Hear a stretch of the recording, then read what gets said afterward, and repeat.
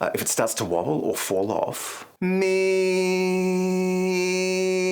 Try taking a deeper breath so you've got more energy to support the sound. Now, if it's slightly out of tune and then it finds the center, me. Take a moment or two to imagine that sound in your mind's eye before you even sing it. Imagine the sound of the note, where it sits in your range, how it feels in your throat, and then make the sound cleanly. Me. And then every time you are in tune, take a mental snapshot of what's going on, your focus, coordination, the sound, and you'll find that your tuning becomes much more consistent. Because like many of these techniques, pitch won't automatically improve just by repeating a song. That'll just entrench whatever problem's already there. So we need to approach it with intention, even if that means singing through the song one note at a time, however tedious it might be. So I wouldn't even worry about expression at this stage. Focus on accuracy and then build from there. Now, when we extend our range, some of the notes at the top might be pretty, some of the notes at the bottom will be pretty ugly. But by extending our total range, we improve our usable range. And this gives us more flexibility in terms of the songs that we sing and the keys we sing them in. So first we want to find the middle part of our voice, because that's where we're most relaxed, that's where we want to warm up. So think about where you'd respond to an innocuous question. Yeah, sure, okay. Because that's probably about the middle of our voice. Now your voice might sit at a different pitch to mine, and that's okay. But think of where you would respond to just an off-the-cuff question. So if I said something like, hey, how about we subscribe to the channel? You go, yeah, sure, okay, yeah, la da da dee dee dee dee dee, that's about the middle. Quite relaxed. And notice too whether your voice habitually sits too low in your range. For this, think of the sound of, say, Chris Hemsworth, where the voice sits down here, or in fact, same with a lot of young men who try to contain a certain amount of emotion, don't want to give it away too much, and it has this kind of forced quality to it. Same if you're a perpetual people pleaser, it sits up here somewhere, yeah, sure, okay. Because if you're in either of those places, you probably have a relatively monotone speaking voice, because you don't have room to modulate freely in that middle, relaxed part of your range. And this is not about whether you have a naturally high set or low set voice. It's about whether you can access that relaxed middle part of your range. And we need that flexibility in musicals because we want our speaking voice to match our singing voice. Watch Rex Harrison in My Fair Lady because he recorded most of those vocals live on set. And notice how naturally he switches between that non-pitched speaking voice and his pitched singing voice. And that's because he not only matches the register, but also the intensity. So there's not only a continuity of sound, but a continuity of intention. Now, as we start to raise and lower the pitch, I want you to notice the larynx, the voice box, and how the vocal folds tense and release. Kind of like tuning a string on ukulele. And we talked about this in part 2, resonance. So, middle of our range, up and down, just a little, on ah. And think of it as broadening and tensing within the larynx rather than lifting and lowering the whole mechanism. Because if it lifts too much, it's unnecessary tension and we start to hear that strain.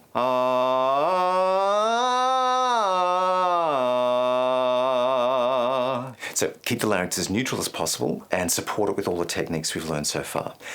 Deep breath, loose jaw, open throat, tongue forward, bright resonance. Yeah, it's a lot to remember. That's singing on ah. Ah.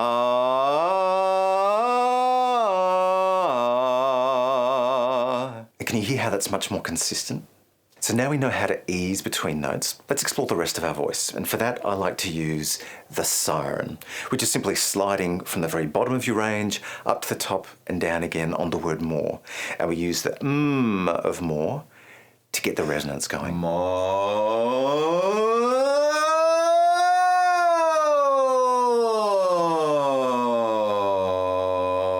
Sound like a siren? Ideally, we should have a smooth transition all the way through. And look, the intensity might change, but even that should be a gradual transition. If there's any lumpiness, either in volume or jumping notes, it tells us there's a part of our voice we need to pay attention to. And that's what I like about the siren, because there's nowhere to hide. Now, some people prefer scales, and there's certainly a place for them, but they can also be rigid. And when the voice is rigid, it can be prone to tension. And when we're knocking out the extremes of our voice, tension's not our friend. So I wouldn't start with scales, but I'd build up to them once you're confident with your range. Now, for a lot of people, there might be a crack or break between chest voice and head voice, full voice and falsetto, whatever words you use. And I'll address that in register. But to extend the top of the range, now let's repeat the top of that siren and scooping up onto it like a controlled shout, but as relaxed as possible. So open throat, neutral larynx, all that stuff. And we want to make it sound like a spontaneous, wild sound, like we're teetering on the edge of a cliff. Whoa, whoa! So it kind of falls out of us.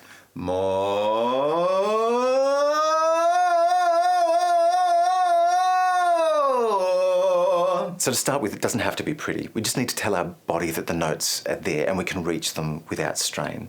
And then we can make them usable, shape them, control them, sustain them.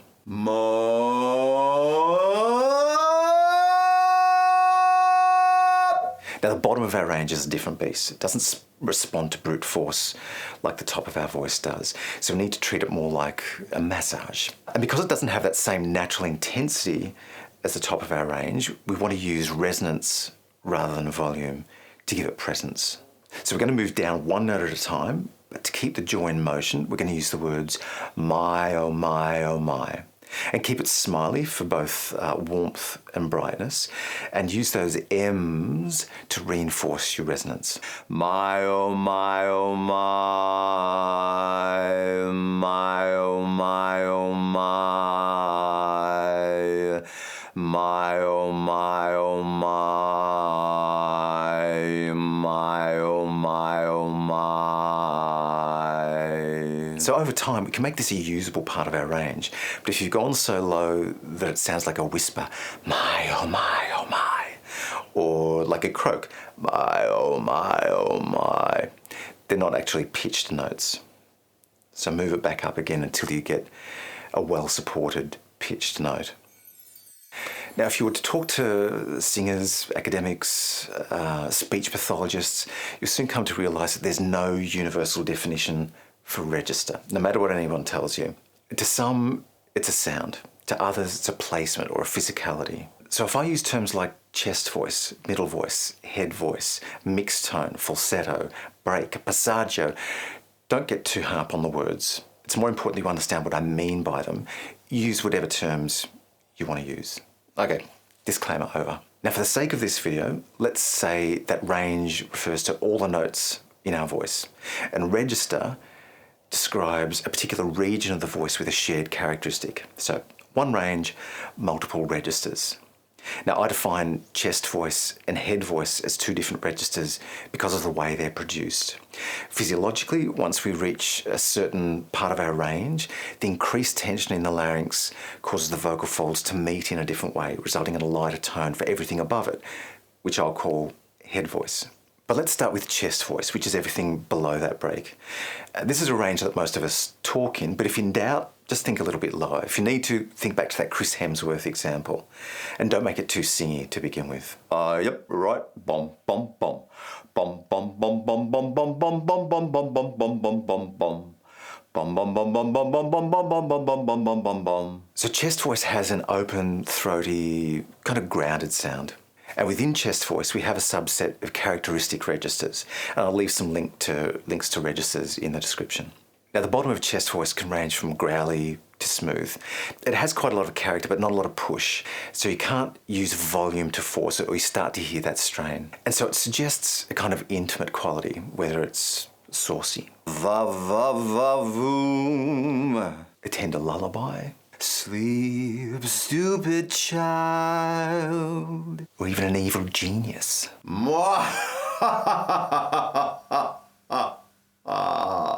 Now, the middle of chest voice is kind of where I'm talking now. It's more solid, but it's this kind of no man's land that doesn't have a lot of character. It's not calm, it's not wild, it's just there. But it can be breezy. Just me being me. Now, the top of chest voice is an emotional part of our range because it sits above that area of casual conversation. So it has a lot of push. Now, dramatically, this is someone raising their voice. So it could be rude, wild, passionate. Think of it as controlled shouting. Now, it doesn't have to be loud, but it does have a natural intensity. Oh! Oh, now I know you want a cup of tea. And this is the sound of pop, rock, Broadway belters, and it's a little rough around the edges. Now, head voice, which is everything above the break, could be described as more refined, focused, squealy, Mickey Mousey. Oh, hey, Pluto, oh, it's up here somewhere. And this is the predominant register of female opera singers, Broadway sopranos, some folk singers, think Irish music. So to find head voice, imagine a high-pitched, friendly taunting, but like a lady, on the words, oh, really? Oh, really? Or maybe a train whistle. Woo! Now, like the top of chest voice, head voice has a lot of push, and it suggests passion, fury, ecstasy. It has a laser-like focus, which is too high for me to demonstrate, but imagine pretty much any operatic soprano in the moments before her character dies. She's probably singing those notes. Now, the middle of head voice is probably a little more lyrical than the middle of chest voice, and it has a flute-like sweetness.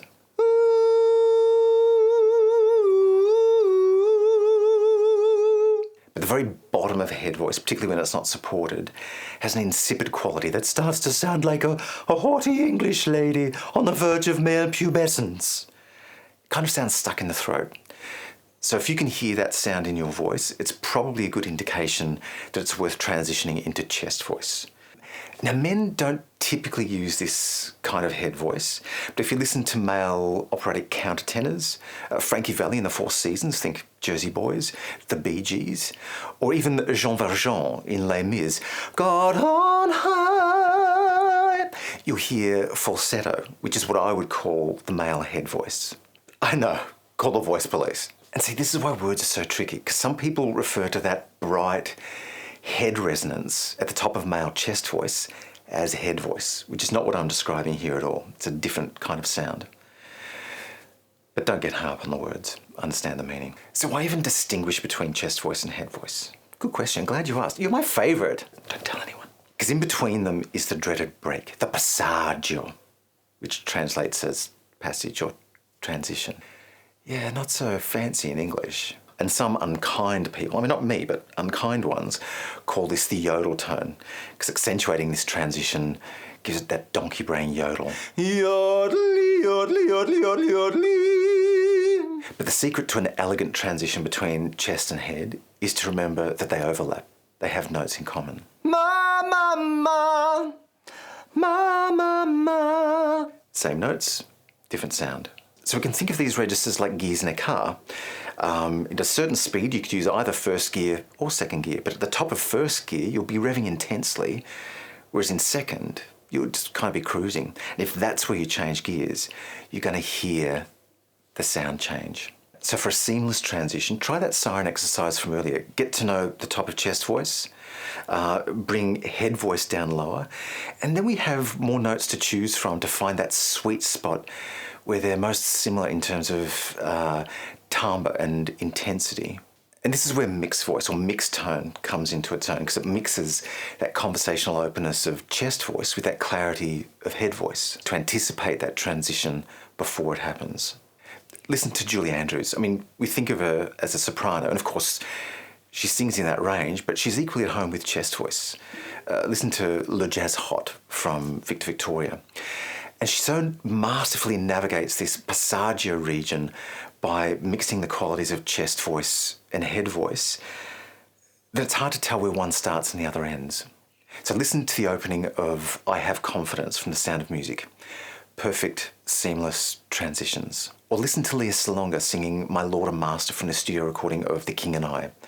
She starts in that warm, open, chest voice region, eases into that mixed tone sound, and then releases into that light soprano head voice sound. And she makes it sound so easy that we're not even conscious of those transitions. So this raises the question, do we always want a seamless transition? Good question, and glad you asked. You're so on the ball. And no, we do not. Because this mixed voice sound is polite and refined. And we don't always want polite and refined. I mean, think Mama Rose and Gypsy, not polite and refined. Think Ado Annie in Oklahoma, not polite and refined. We want them to push the top of chest voice for that edginess and danger. I mean, think Gaga, Adele, Beyonce. They've built careers on this wild, expressive, intense, part of the voice. It makes them compelling. I mean, there's a reason why 80s power ballads sort of build up to this part of the voice. So choice of register is not always about where the notes sit in our voice, but how the qualities of register bring out the best in the material. So think back to that Jean Valjean example. God on high. Most actors in this role take those first top notes in falsetto because it gives them a light, tender quality. But then later on in the song, they take those same notes in chest voice, full voice, and it's more guttural and emotional and raw. And so the choice of register gives the song some shape. So when we think of pitch, singing in tune is important, but register and range bring out elements of expression and character that link us to performance. A video for another day. So that's a lot of ground for these first 4 videos, but we're still only scratching the surface. I mean, what else should we explore? Do you disagree with anything I've said? Leave me a comment, but in mixed voice, polite and refined, because that's how I roll.